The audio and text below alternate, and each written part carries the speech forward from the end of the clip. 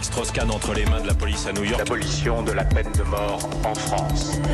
Emmanuel Macron est sur le terrain dans le Nord aujourd'hui. Il est aussi dans la revue La règle du jeu. Grande interview. Bonjour Pauline Jacot. Bonjour à tous. Il va y revenir, le président de la République, sur sa vocation contrariée d'écrivain. J'ai si peu osé rendre public ce que je pouvais écrire, confie le président dans cet entretien.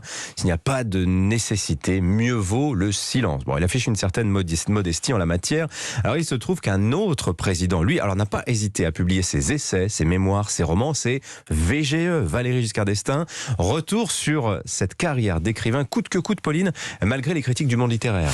Il est aujourd'hui le seul président à s'être essayé à l'art du roman. 1994, Valéry Giscard d'Estaing publie Le Passage, un texte sentimental qu'il évoque dans l'émission Découverte de Michel Field sur Europe 1. J'ai écrit pour moi, pour me changer les idées et pour partir dans un monde imaginaire, parce que le monde réel, j'ai beaucoup vécu dans le monde réel, j'avais envie d'en sortir, donc je suis parti dans un monde imaginaire, et dans ce monde imaginaire, il y avait des animaux et il y avait des êtres. Comment vous êtes quand vous écrivez ? J'écris avec effort, je ne sais pas s'il y a des gens qui écrivent facilement. À la main ? Oui, entièrement à la main. Des efforts fraîchement accueillis par la critique. Cette fiction, ce coup de foudre d'un notaire de province, suscite railleries et commentaires ironiques. Exemple sur Europe 1, Michel Grossior présente le journal de 13h. Histoire d'amour que Jacques Duquesne a dévoré, haletant à chaque page. Le narrateur, un notaire bosseron séparé de sa compagne, est invité à chasser le cerf par l'un de ses amis. Lors d'une première visite chez celui-ci, il avait été frappé par la vision d'une jeune fille à la silhouette très souple, aux jambes minces et fermes.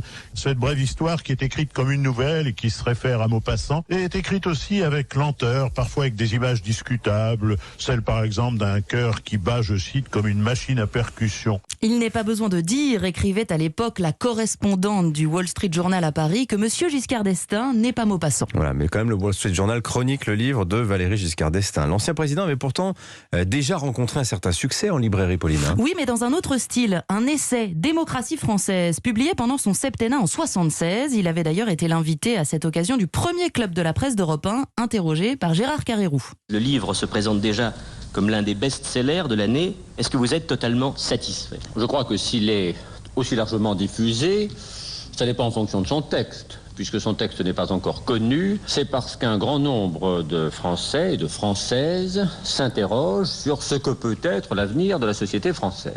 Amoureux de Tolstoï et de Maupassant, il persiste dans l'écriture de romans malgré la critique cinglante. Le Passage en 2009, puis La Princesse et le Président, tollé dans la presse.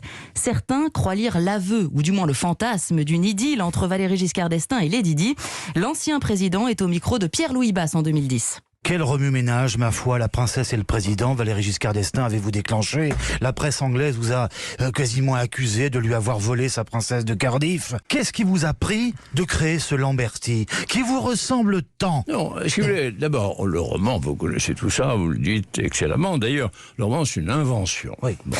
J'ai tout inventé, devra clarifier Valéry Giscard d'Estaing, une tempête médiatique qui n'emportera pas les ventes. Ouais, 120 000 exemplaires vendus, je crois. L'ancien président, quand même, VGE, a été le premier chef d'État, disons-le, à entrer à l'Académie française. Largement élu en 2003, en dépit d'une polémique, une opposition emmenée par l'académicien Maurice Druon. Ses ouvrages, disait-il, ne l'imposent pas dans l'histoire de la littérature française. Mais Valéry Giscard d'Estaing portera bien l'habit vert. Il occupera le fauteuil numéro 16, celui d'un autre ancien président, Léopold Sédar Senghor, mort en 2001. Merci beaucoup, Pauline Jacot.